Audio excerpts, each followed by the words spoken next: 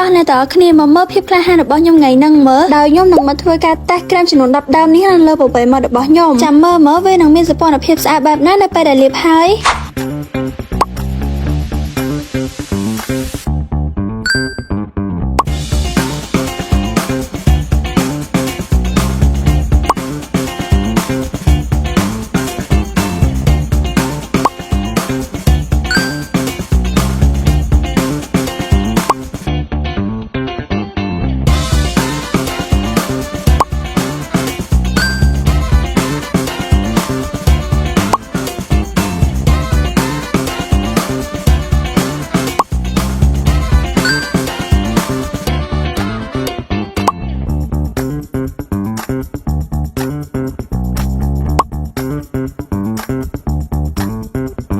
មកឥឡូវនេះដល់វេរបស់អ្នកទាំងអស់គ្នានៅក្នុងការក្រឡុកនិងបញ្ចេញពន្លឺ challenge ជាមួយនឹង Super Stay Vinyl Ink ដោយ Maybelline New York កុំភ្លេចទៅសាកល្បងទាំងអស់គ្នាណាហើយសម្រាប់ព័ត៌មានបន្ថែមអំពីផលិតផលអ្នកទាំងអស់គ្នាអាចតាក់ទងបានតាមរយៈ page និង TikTok ផ្លូវការឬក៏អាចរកទិញបាននៅតាមបណ្ដាសាកទំនើបដូចជា Eon Mall, Lucky, Nom Plus ឡាក់បាយបាយអ្នកទាំងអស់គ្នា